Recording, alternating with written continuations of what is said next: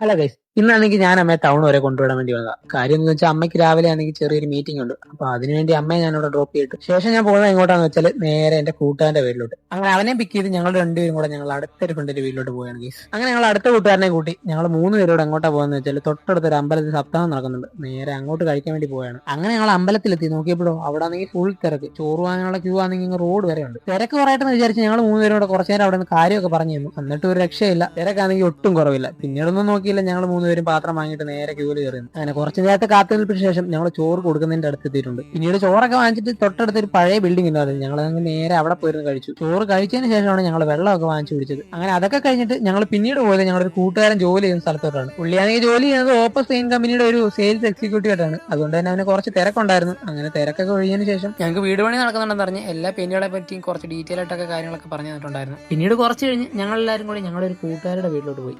അവിടെ ചെന്നപ്പോഴാണെങ്കിൽ ഞങ്ങളുടെ കൂട്ടുകാരി അവിടെ ഇല്ല, പക്ഷെ അവളുടെ അനിയത്തി അവിടെ ഉണ്ടായിരുന്നു. അവൾക്ക് വേറെ ആണെങ്കിൽ അവരുടെ പപ്പി ഉണ്ടായിരുന്നു. അത് മാത്രമല്ല, നിങ്ങൾക്ക് നേരത്തെ എന്റെ ബ്ലോഗിലൂടെ പരിചയമുള്ള ഞങ്ങളുടെ കൂട്ടുകാരി ഐഷു അവിടെ ഉണ്ടായിരുന്നു. പിന്നീട് ഞങ്ങൾക്ക് ചായയൊക്കെ കുടിക്കാൻ കിട്ടിയിട്ടുണ്ടായിരുന്നു. അങ്ങനെ ചായയൊക്കെ കുടിച്ച് എല്ലാവരും വിശേഷങ്ങളൊക്കെ പറഞ്ഞിരിക്കുകയായിരുന്നു. അപ്പോഴത്തേക്കും ഐഷുവിന് പോകാനുള്ള ബസ്സിനുള്ള ടൈം ആയിട്ടുണ്ടായിരുന്നു.